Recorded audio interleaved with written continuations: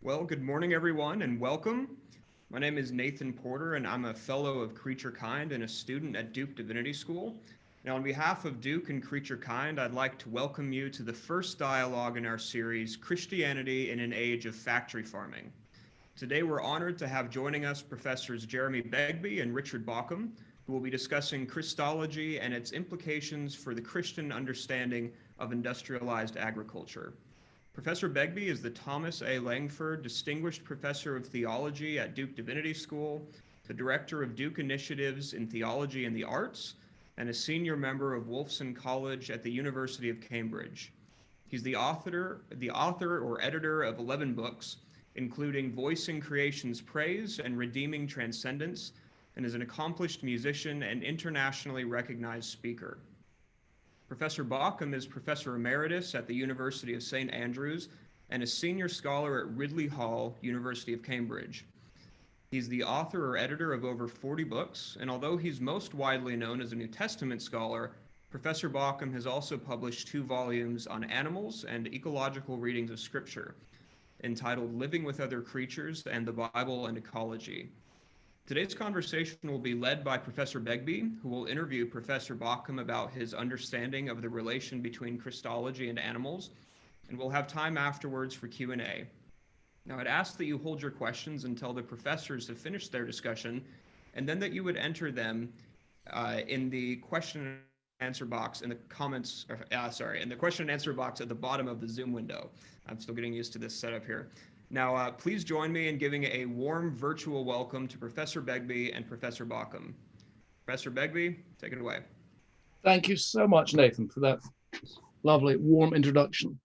And thank you for putting this topic so clearly on the map, and for your keenness to do that in a theological way. That is very, very important, it seems to me.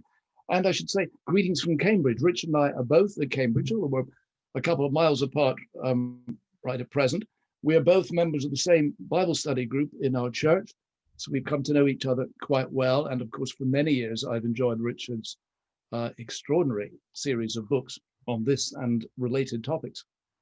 Richard, we've been asked to explore the implications of the incarnation, in particular, for a Christian approach to animal welfare, for God coming as one of us, as human. So let's dive into one of the classic texts on the incarnation, perhaps the classic text from the prologue of the Gospel of John. I thought this would be a good place to start. And the Word was made flesh. What is this flesh, do you think, that the divine Word has become, and what might have it to do with animals? Yes, it's a good question, good place to start, I think.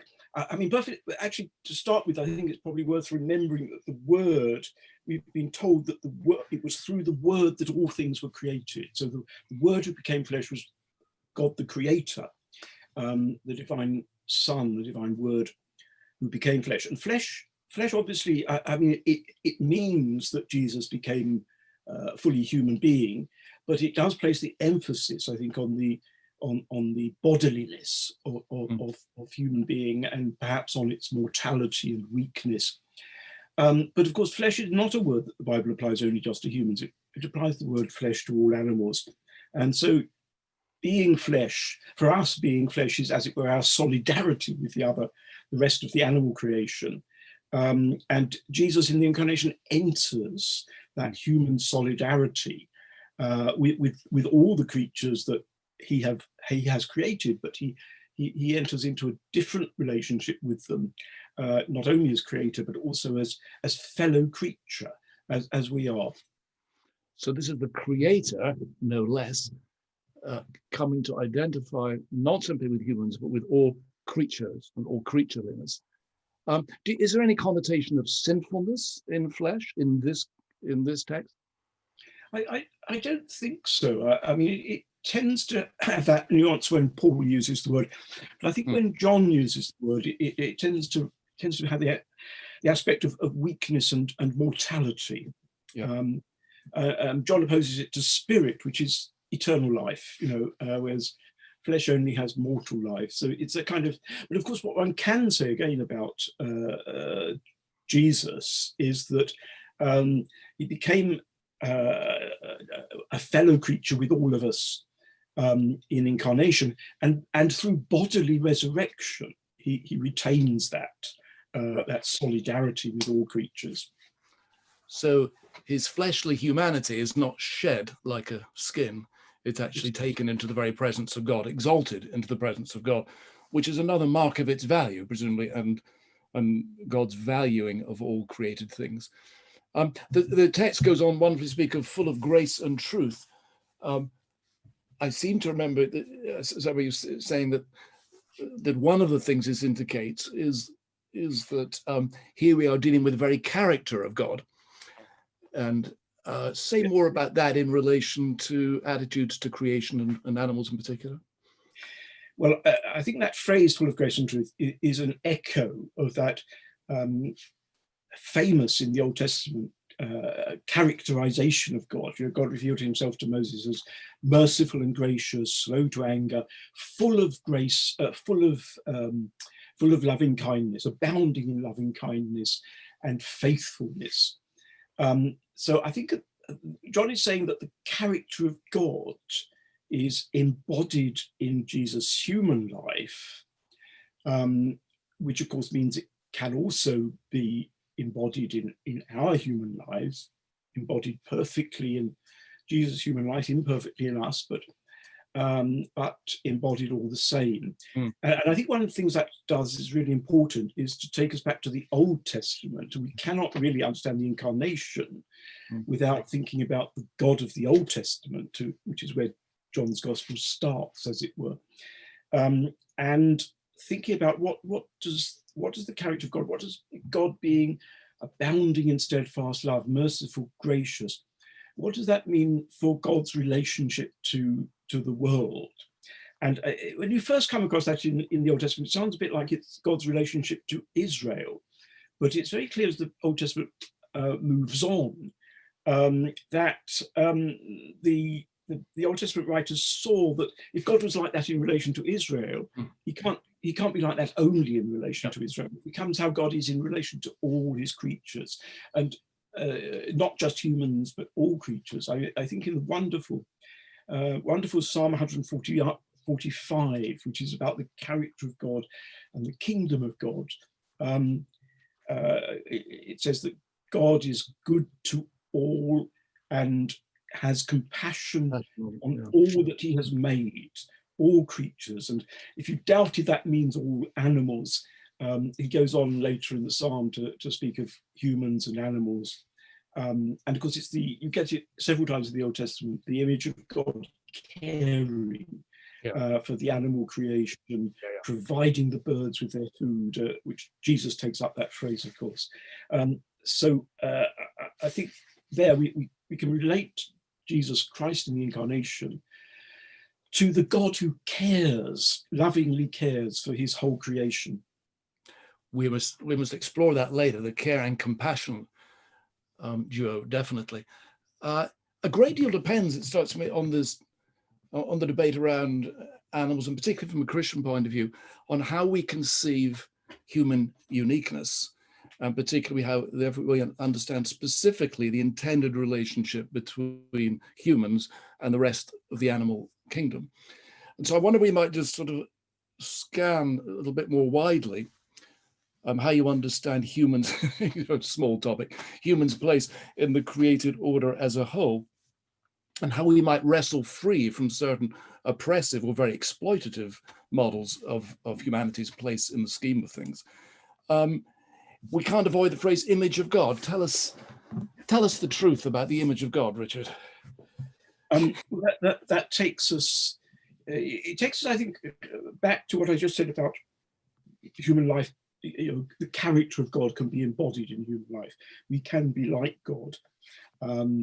Jesus says in Luke's Gospel, be merciful as your heavenly Father is merciful. So the moral characteristics of God are, I think, in the Bible, the most important ways in which humans resemble God.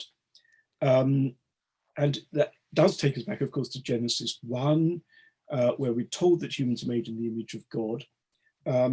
And of course, it goes on to say that humans are given dominion. That's the other word, isn't it? Yeah. over other living creatures. Doesn't actually say over the earth as a whole, does it, at that point? No, indeed it doesn't. People tend to exaggerate the meaning there. It's very specifically over other living creatures. So all the living creatures have been described in Genesis 1, including the birds and the fish and all sorts of things. I think, if you think again of dominion as an exercise, I think the image of God, in a way, is what qualifies us to be able to exercise dominion. I don't think the image of God is limited to that. We shouldn't tie it so closely to dominion that that's all it means. There are some who said that, haven't they? That image of God consists in. And I really think that's wrong. And it's really quite misleading, because well, for one thing, it just narrows the meaning of the image of God, so much. And we reflect. We surely reflect God in our dealings with other people as well as with other living things and so on. But I think insofar as dominion is concerned, I mean, I like the term responsible care. Various kind of words that people have tried to expound that in, to avoid the misunderstanding of domination and so forth. Stewardship's very popular. I like responsible care. Because if we are to exercise dominion over the other living creatures, I mean, it is a royal image, and so we can look at what does the ideal king in the Old Testament do, and he cares for his subjects. Responsible care is really what human kingship means, and of course it's what God's kingship means. So I think that's the sense in it, and you see, it's partly because we can reflect the love and care of God for his creation, that we can exercise the dominion. I would also say, I mean, if you think about it, this is not directly from the text of scripture, but you think about it, I mean, we are the only animals that can actually see the world as a whole. I mean, we're really the only animals that realise that, the climate change crisis in the whole world, we're actually the only animals who have that kind of knowledge, because we can step outside our own immediate context. Most animals live in a quite defined context. We, because of the sort of intelligence we've got and the skills that we've developed, we can actually see what's going on in the whole world and take responsibility for it. You can't expect a whale to take responsibility for the creation. So the responsible bit then is about responsible before God, not just responsive or responsible to the creature. No, indeed. Yes. Indeed. And you wouldn't be. The other thing I wanted to say, sorry, just one more. Of course, no, absolutely. Yeah, but it's so important about the creation narrative, because that of course comes towards the end of the creation narrative when humans are created. But so often people have read the creation narrative as meaning that the rest of creation is there for us. That it's so anthropocentric, it's all leading up to us. And one thing to say about that is actually it's all leading up to God, because humans are the last thing to be created, but then we have the God's rest on the seventh day. Right. But also, the refrain in the creation narrative, each time God creates something, it says, and he saw that it was good. And he says that every time, so each thing has its own value in God's sight. It doesn't have to wait till we come on the scene. And there's also, I think, a strong sense of interdependence between all the various creatures. And when you start thinking about it, one reason we come at the end of the list is because we are actually dependent on all the other creation, all the other features of creation. I mean, one thing about being human is that we're actually more dependent on all the other creatures than any of them are. So I like to talk about a community of creation which God has created, and communities have different roles, different people within the community serve the whole community in different ways. And our caring responsibility, is our special role within the community of creation. But what that means is that we are, first of all, fellow creatures with other creatures. And then we also have the special role of responsible care. Responsible care. So I think we need to set ourselves within creation. Yeah. I mean, the thing that's really gone wrong, I think, in the modern period, is the kind of thinking about humans as being over and above creation, almost as though we are the creators, and certainly that we have sort of sovereign control over it all. But I think the Bible puts us very squarely in the first place among the creatures. And we can only exercise this caring responsibility properly if we actually remember that we are fellow creatures with these other creatures. And presumably, it's very easy to imagine our dominion as if that were about stepping apart from space and time, rather than being finite and creaturely in the fullest sense. And also, if we just about lordship a second, presumably that is another category that's going to have to be reformed around the kind of care and compassion that you're talking about. Is that around? Well, it has to be modeled according to the lordship of Christ, which is not one of subjugation as such, or centrally. Is that right? Yes, I think so. I mean, the Son of Man came not to be served, but to serve. It's a very general statement. Of course, in context, one thinks immediately of other humans, but he came to serve the whole creation. Yeah, indeed. By the way, we were chatting yesterday, and you mentioned that you thought Boris Johnson, when he came to power in 2019, said something about the welfare of animals. I actually looked it up, and there in his manifesto in front of Dan Downing Street, he said, quote, "And let's promote the welfare of animals, something that has been always close to the hearts of the British people." How about that?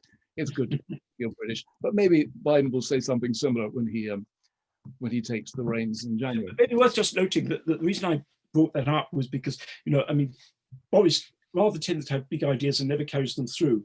But there actually is now a proposed law that's going to go through, Indeed. Specifically to forbid the transport of livestock outside the country. So, for the long journeys into southern Europe and all that sort of stuff, which are terrible for animals that are shipped abroad just to be eaten.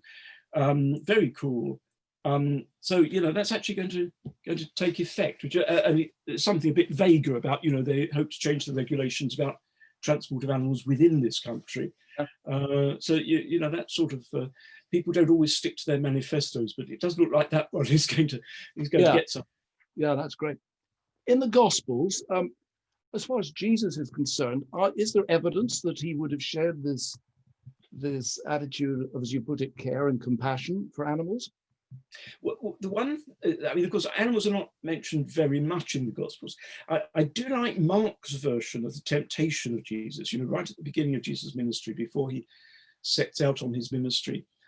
He goes out into the desert, and Mark doesn't tell us, the story of the temptations as Luke and Matthew do, but Mark tells us that he was with the wild animals. And I think it's a lovely phrase. I think it evokes the picture in Isaiah 11 of peace between humans and animals. And Jesus doesn't command them, or he certainly doesn't eat them, or he doesn't do anything dominating at all. He's just with them. Just as later on he's with the disciples. It's a lovely. It's lovely, and it's got that, like Isaiah 11. It's got the kind of eschatological tinge, presumably. I mean, this is a picture of the way things work. And from what I remember, Satan comes just before, and the angels come just after, right?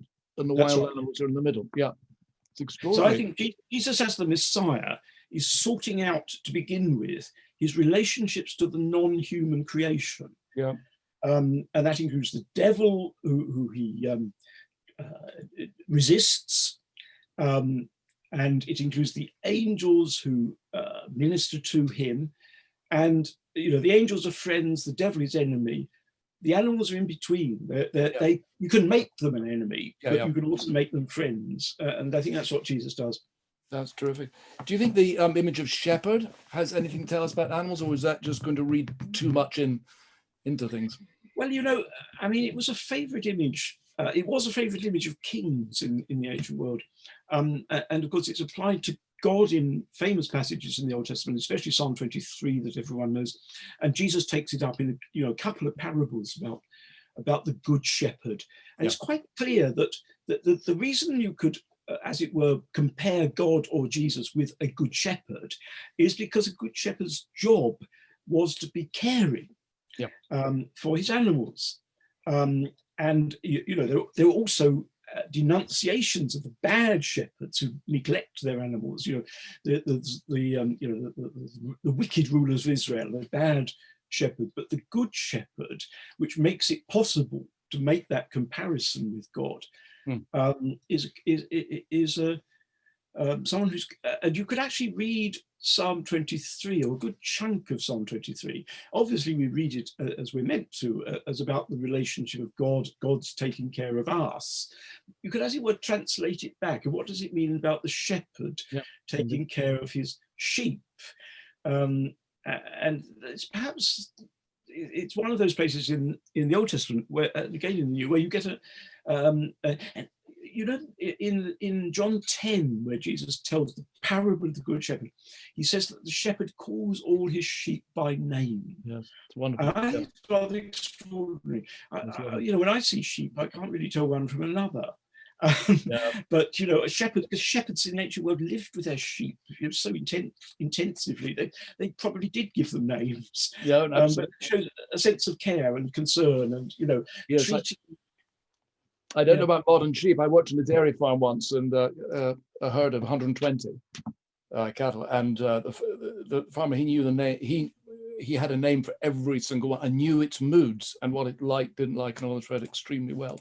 Care. I think that kind of traditional farming that came in the West before modern sort of factory farming. I mean, it was so different because farmers had that kind of relationship with their animals, and they couldn't actually treat their animals as mere objects, because they knew them. It's like when people have a dog, they realize it's a kind of a subject of its own life. Absolutely. Farmers weren't sentimental about that, of course. They had to kill their livestock and stuff, but they did recognize the sort of subjecthood of these animals, because they knew them. They weren't just sort of all stuffed in a huge factory in their hundreds and thousands. So I'm glad you've got onto that, because I was bringing this right down to earth now. Industrialized agriculture, factory farming, you presumably have many questions to ask about all that in the light of what you've just said. I mean, I think factory farming is iniquitous. I really do. And I think that, for example, I mean, Christians should regard it as a Christian duty only to eat free-range eggs. When you see, and it's actually public opinion. The thing is, because it happens all out, we don't see it. In the old days, everybody could see what happened on the farm, but it all happens beyond our ken most of the time. But the evidence is that when people on television are actually shown what a chicken factory is like, all these chickens all shoved together and pecking each other because they're so they can't behave normally and all that sort of stuff. When people see that, they're horrified by it. People really don't want animals to be treated like that. I think it's, one of the, I was looking at the government guidance that we have. We've had it for a long time in this country as a sort of thing that governs, when people are thinking about laws and stuff for animal welfare. I think sort of the 5 freedoms, and they include things like freedom from hunger and thirst, freedom from injury, and freedom from fear and distress, and freedom to behave normally. I think that's one of the things that, when you say, I saw on television last night, there was this turkey factory, and they're just all just turkeys with no room to do more than stand where they are, just herd. I mean, that's not a normal life for an animal. And I think we ought to think about it again, thinking of animals as subjects of their own lives, even if we're going to eat them. It's only fair to them, and only honouring to them as God's creatures. So I don't think you're a vegetarian, and you wouldn't insist that vegetarianism is as it were, the only option for Christians, obviously. So why not on that? And what would your attitude be now? Well, I do think. I don't think Christians can think of vegetarianism as a sort of absolute requirement, if only because Jesus ate meat. So it's not sort of absolutely wrong to eat meat. I do think there are some good arguments around as to why not eating meat in our current situation, world situation, is a good idea. I've not been persuaded to do it myself. What I have done, and what actually anybody can do quite easily, is to cut down the amount of meat that we eat. It's very easy to do that. And this is partly the environmental thing, when you start to realize how much cows contribute to the I now drink only goat's milk, not cow's milk, which is better environmentally and just as nice, actually. No difference, really. So why not drink goat's milk? Those things we can do for our diet, which actually are not particularly difficult at all, which goes some way in that direction. And lastly, what about animal experimentation from medicine? Well, some would feel uneasy, but is it more a question of the way it's done than the very fact of it? I think, one of the things about it is that I think that scientists got so used to using animals that they didn't really think, do we actually need to use animals in this case or not? And I think the amount of animal experimentation has been decreasing because often you don't need to do it. And there are also things about the conditions in which you keep animals and all the rest of it. I don't like the idea of it at all. It becomes very difficult, I think, in an ethical sense, if it really is an issue of something that will save human lives, I think. Then you come back to, one of those big ethical issues, like, if it's a choice between a human life and an animal life, how do you choose? And if you do have to choose, I think one does have to choose a human life. But I think one ought to go a long way before having to choose, if you can help it. I understand. We'll invite Nathan back in a second, but while he's coming back, have you ever owned any pets? Only when I was a child. We had family pets. Pets are so difficult if you go around and travel a lot and so on. That's the main reason I haven't. But I do know you hate snakes. Pets are a great idea. Pets are great, not snakes. No, you don't like snakes. I don't have a problem with snakes, but we're supposed to love. It's like loving everybody. We can't possibly like everybody, can we? We love them. We don't actually have to like all of God's creatures, but we can love them. I just remember in our Bible study when the topic of snakes came up, Richard, he just went sort of pale. It was a very distressing experience, clearly. Nathan, back to you. All right. Well, Professor Begbie and Professor Bauckham, thank you so much for that very stimulating discussion. And we do have a few minutes for Q&A now, and I'd again ask that the audience enter your questions into the Q&A section at the bottom of the Zoom window. And while you're doing that, I have a few of my own here. Professor Begbie, I want to set your Christology in conversation with Professor Bauckham's. In some of your earlier work, you've written on the theology of creation and its relation to Christology. And one of the main points of your Christology is the mediatorship of Christ. Now, mediatorship tends to suggest a sort of superiority over creation and difference in relation to other creatures. Now, I believe that you locate his status as mediator specifically in his humanity.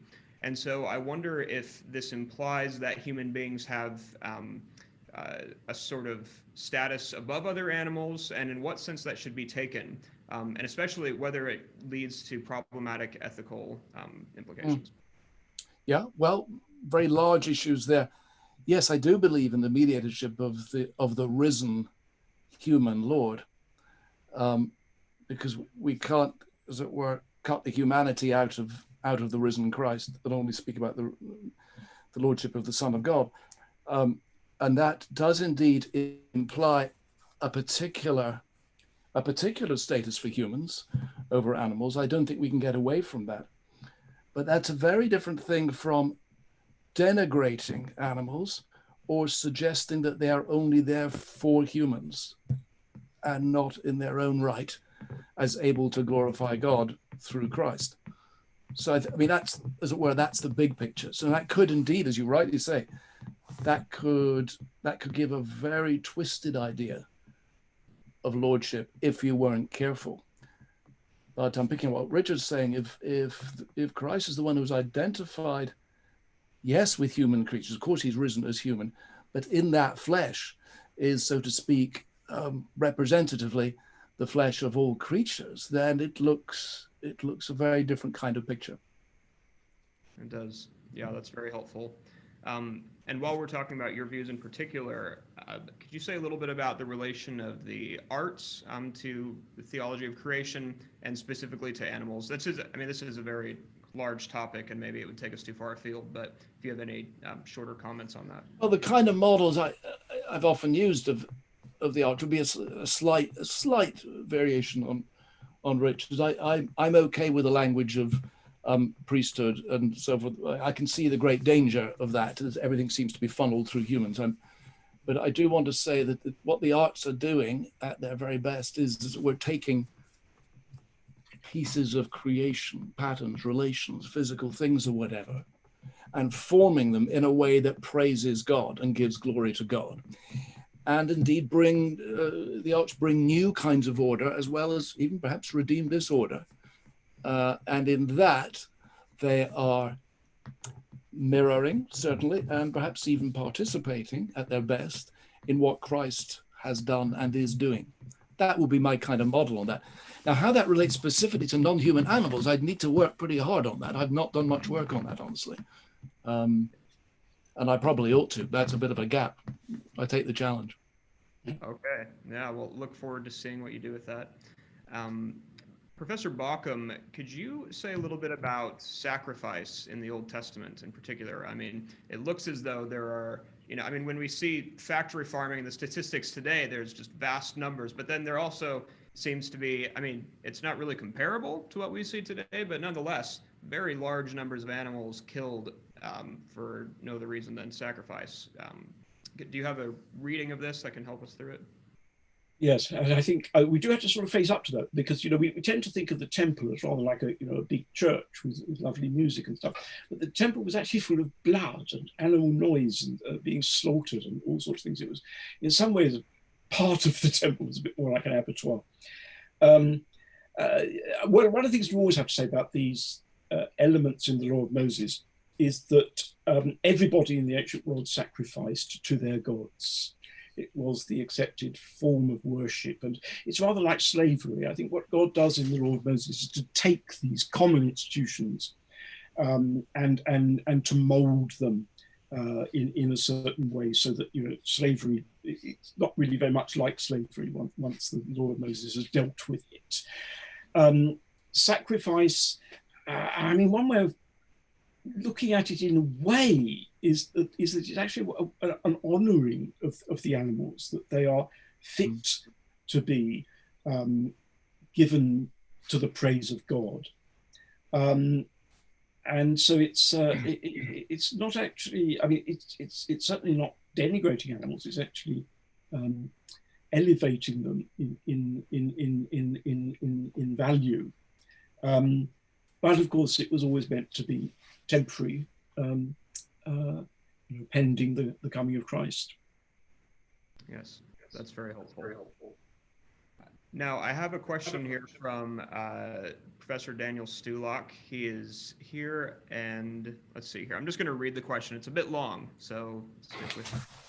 How does Dr. Bauckham's concept of responsible care from Genesis 1 include the intrinsically violent concept of subduing, which comes from the Hebrew root kabosh, and which is closely related to the slaughter of sacrificial animals? It seems to me that if we do not account for the violence that is basic to this term, then we'll be left with the romantic notion of dominion that cannot account for the way in which the Bible identifies humans as God-created eaters. How does one kill, masticate, and digest a carrot or a mushroom or a sheep while exercising care? If we don't include the language of use in our notion of dominion, then we're likely to perpetuate the division between spheres of protection and spheres of preservation that contemporary agrarians such as Wendell Berry and Wes Jackson have called a form of schizophrenia. Could Dr. Bauckham respond? Well, first of all, I think we've got to actually distinguish between three things. The dominion is over all other living creatures. In addition, we're told to subdue the earth, not animals, the earth. We're told to subdue the earth and multiply. And I think the analogies to that use of the verb from the other parts of the Old Testament is when a king, for example, takes possession of a territory. So it's about taking possession of the soil and farming it, which was a very hard job, as Adam found out later on. So subduing the earth is about making use of the earth so that we can multiply and fill the earth. It's much the same as the fish are told to multiply and fill the sea. So this isn't something specially human that derives from our being in the image of God. It's just part of the way in which, and all creatures, of course, have the right and the necessity to use other creatures for their own life and flourishing, and humans do as well. But that's not the dominion. That's just a very ordinary thing. That's just how we survive and live and so on. The dominion is something else. And the subduing of the earth is part of making a living out of the soil, really, which is what basically we have to do. And it's what it was farming, of course, that enables humans to spread all over the world. It's a fairly distinctive human thing. So I think these are quite different. And the intriguing thing about Genesis is that all the animals, including us, are vegetarian. In Genesis 1, God gives us all green things, and he says to us, and I've also given all these green things to other animals, other the land animals, to eat. And it's only after the flood that there's permission to eat, and violence comes in. And that's where you get, a recognition of the violent relationships in certain ways, because, animals can be dangerous to us, we can be dangerous to animals. And the post-flood provisions do take account of that, and they include eating meat. But it's as though eating meat is actually kind of a second best. It's only a kind of concession.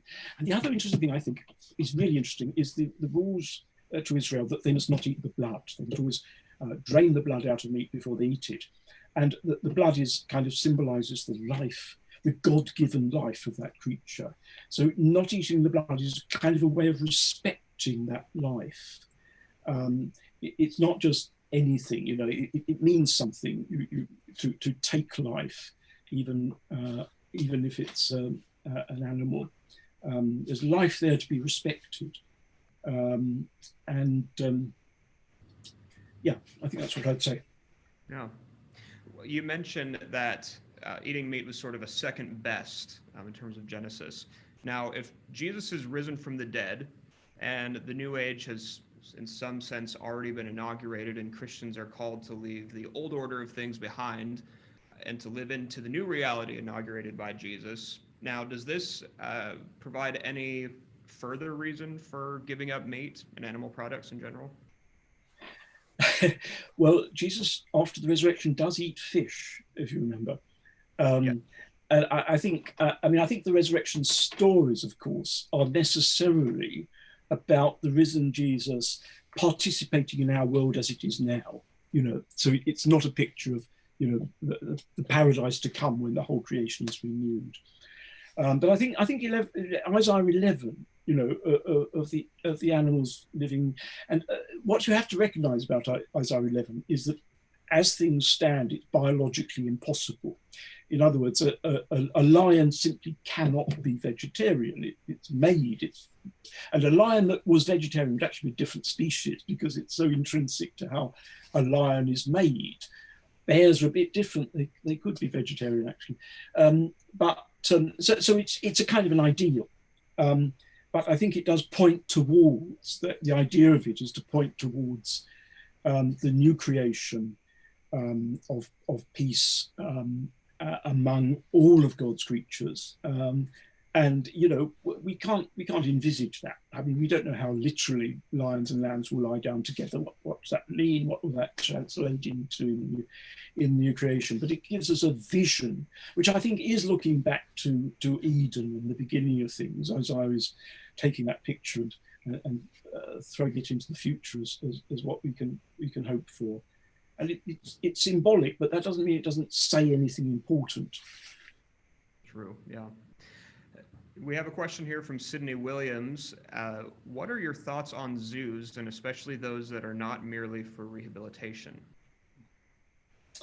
I mean, yes, the useful things that zoos do is, not quite sure what you mean by rehabilitation, but sort of conserving species and breeding species in captivity so that they can be released again into the wild. I think in the world as it is, that's actually a very important function that zoos have.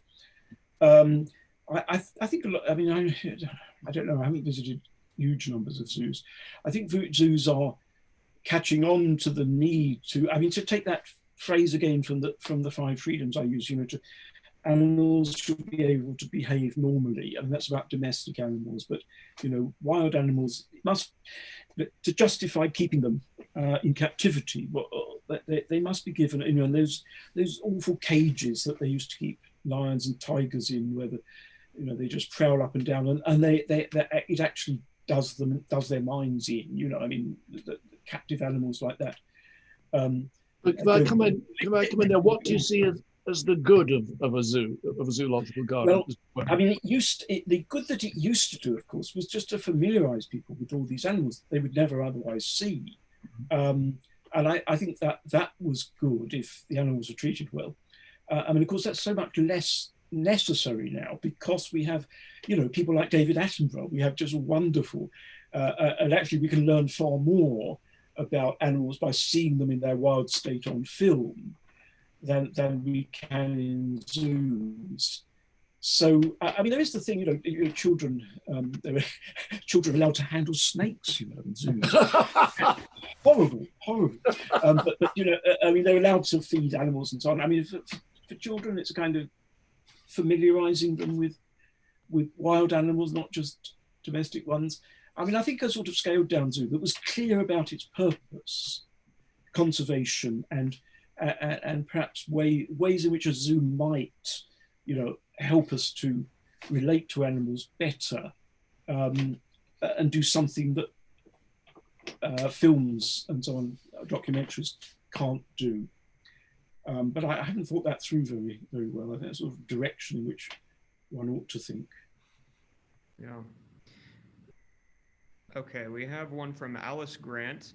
How would you respond to a child who asks you if her dog died this year, if her dog who died this year will go to heaven, and why? Will she see her dog in heaven? I have no doubt about saying yes, because I think that the new creation is God's taking of the whole of his creation, everything that's good in creation, everything that God values in creation. And I mean creation over time. The new creation is not just what happens to this creation as it will be at the end of everything. It's what happens to the whole creation. And in human terms, that means the resurrection of the dead. But I think it means and it's impossible to think of this literally, how it will happen. But I think that's really what the new creation is about. It's about about God conserving into his own eternity the whole of his creation, beginning to end. Of course, purged of suffering and evil, but everything God values in his creation. And I'm sure God values that little girl's dog. So I have no doubt about saying yes to that. Could I just add to that? Hello, Alice. Good to hear from you. This is maybe slightly speculative, but along with everything that God values, presumably are the relationships between things. And if I mean, I'm thinking of elderly people I know from a very special relationship with indeed a dog or cat or whatever, or indeed some very unusual pets sometimes, that, so to speak, has become part of who they are. It's become part of their very being. And the idea that that is just going, as it were, to be peeled away doesn't seem to make any sense at all. So again, I'd have no hesitation about saying, yeah.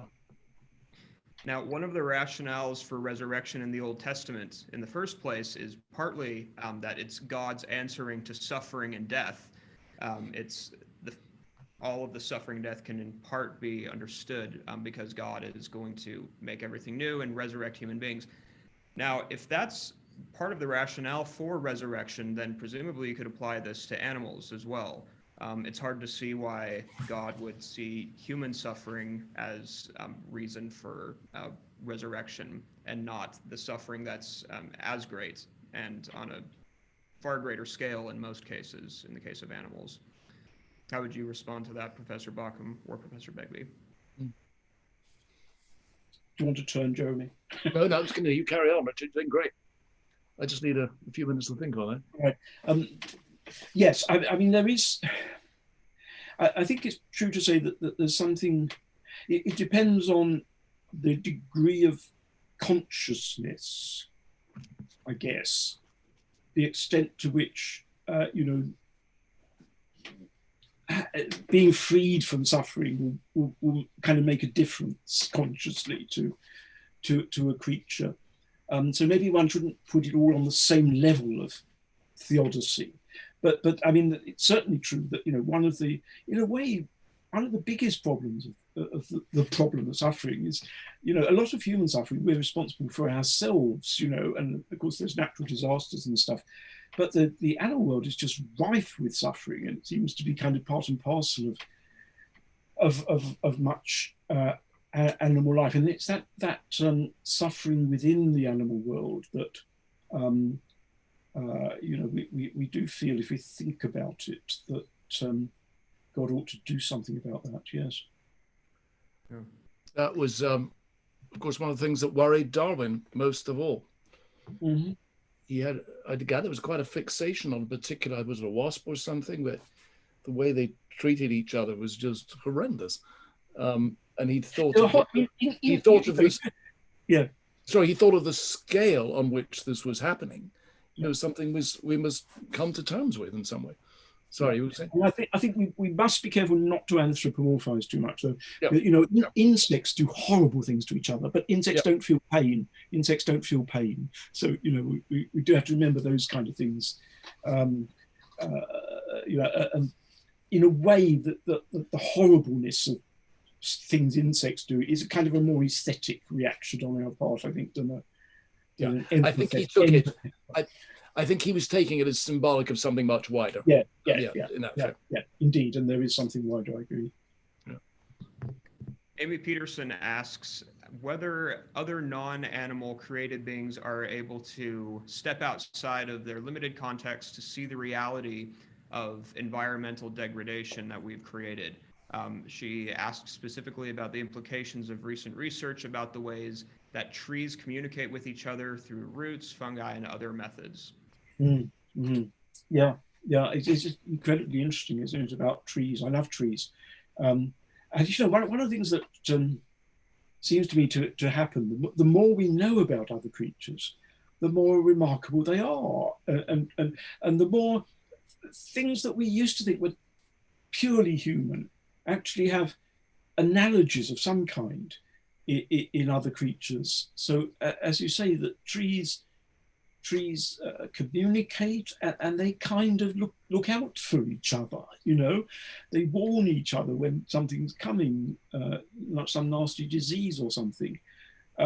It's remarkable, and we never thought that about trees before. That's why it's quite. Sorry, Cam. Yeah, I was going to say the other great thing about trees that of course people didn't used to know at all is how essential they are to the Earth's climate. Planting trees is one of the ways out of climate change disaster, we can realize how trees are absolutely necessary in our world, and we should be thinking of trees, as prime fellow creatures that we ought to be thankful to and care about. Yes. Wendy asks whether there is a truly humane way to end the life of an animal for human consumption. I mean, I don't think I'm expert enough to know the answer to that, to be honest. Yeah, I understand. I would think there is. I mean, don't they stun animals out, so they're not conscious when they. I don't quite know what it, I mean.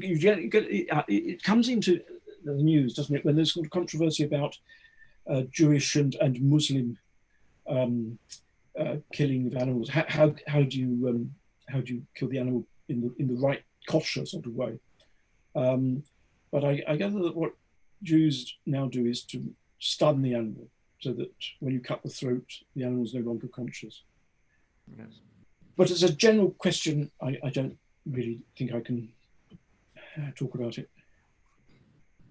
Thank you very much. Charlotte Trombin, I hope I'm getting that right, asks about specifically Jesus's eating of fish. And she asks, in our contemporary context, I mean, perhaps it was necessary for whatever reason to eat fish just in order to survive in some contexts. And she asks now, in our current world, especially in wealthier parts where eating vegetarian is certainly an option, whether it's still justifiable.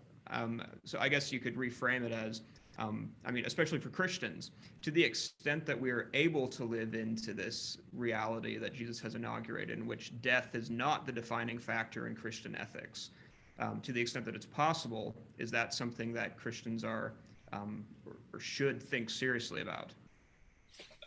Think seriously about being vegetarian. Is that the question? Yeah. Absolutely. No, I, as I said before, I think the arguments are, and the argument from our contemporary context, I think, is a good deal stronger than historically arguments for vegetarianism or indeed for veganism have been, because of the environmental impact and the fact that we've overfished the oceans disastrously. Whereas, in the past, we didn't have that sort of impact in the past. People might overfish a small area, but it quickly recovered. These kind of global things that we're now faced with, I do think it greatly strengthens the case of vegetarianism. And I think I was merely saying, I mean, it's rather like energy use and all kinds of things. I'm not quite sure that we can lay down the law for everybody. I mean, people need to face up to these things, these changes in lifestyle that are needed, but we've got to kind of think about it for ourselves and do it in our own way. But I'm not meaning at all to detract from the strength of the argument. And as I said before, I think the least that we can mostly do in the West is to cut down on our meat consumption. Another thing about ancient Palestine, you see, is that meat was usually a luxury. Jesus probably didn't eat all that much meat. He probably ate a lot of fish because he lived near the Sea of Galilee. And people near the Sea of Galilee lived on fish and bread, basically. But people didn't eat meat very much. So, I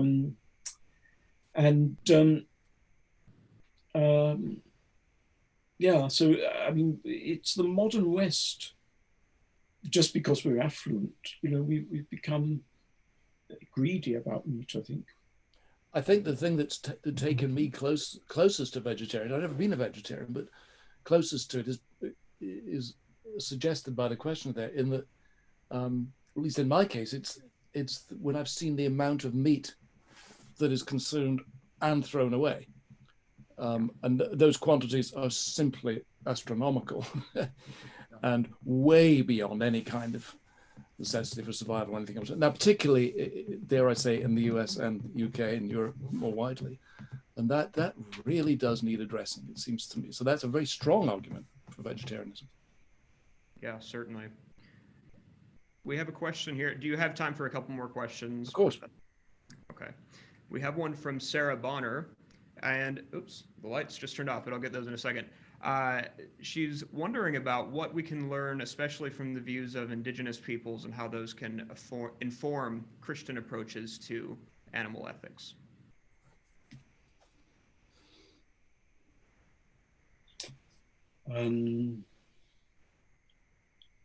It's a good question.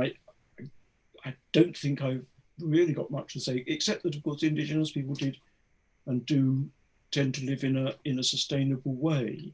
I mean, not universally, but many of them do. Yes. That's not exactly animal ethics.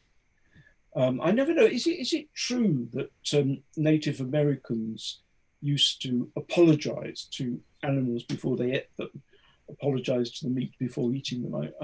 I've heard that. I never really know if it's actually true, but it's nice because it's a bit like what I was saying about not eating blood in the Old Testament. You know, if you do eat animals, living beings, then you should at least respect them and realize what you're doing, and not take it as a matter of course. You know. Yes, absolutely. We have a question here on Acts 10 and Peter's vision, where God says, "Kill and eat." What are we supposed to make of this? Does it suggest a lack of concern on God's part for animal life? And I'll be right back. I'm just going to fix these lights. Okay, I mean, it's got nothing to do with diet. It's a parable about Jews and Gentiles. So the unclean animals represent the Gentiles, and Peter is being asked to kill and eat unclean animals, which as a Jew he would not normally do.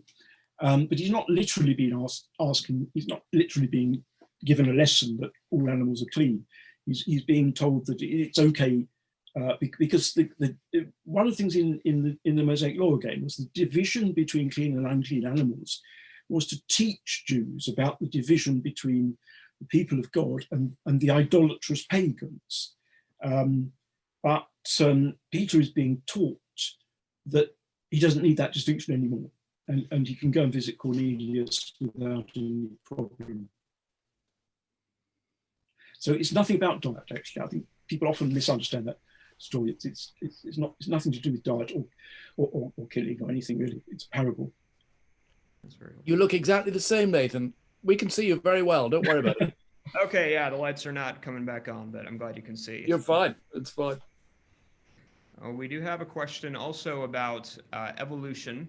And I mean, the picture that evolutionary biology often gives us is one that is, I mean, hardly compatible with the peaceable kingdom ideal that Christianity at least hopes for. So how do we I mean, is Christianity sort of against nature in that sense? Obviously, the eschaton is not going to be simply what we see now, but is it going to be just completely the opposite of what evolutionary biology seems to suggest? I mean, one thing about evolutionary biology that I gather people are saying rather strongly nowadays is that evolution doesn't only work by competition, it works just as much by collaboration. And species don't only compete, they also collaborate. So there's two sides to how evolution works.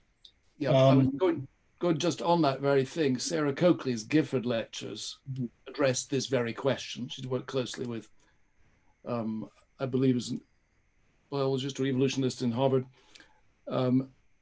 and develops that argument really quite consistently in a kind of natural theology direction. That would be worth looking up on that.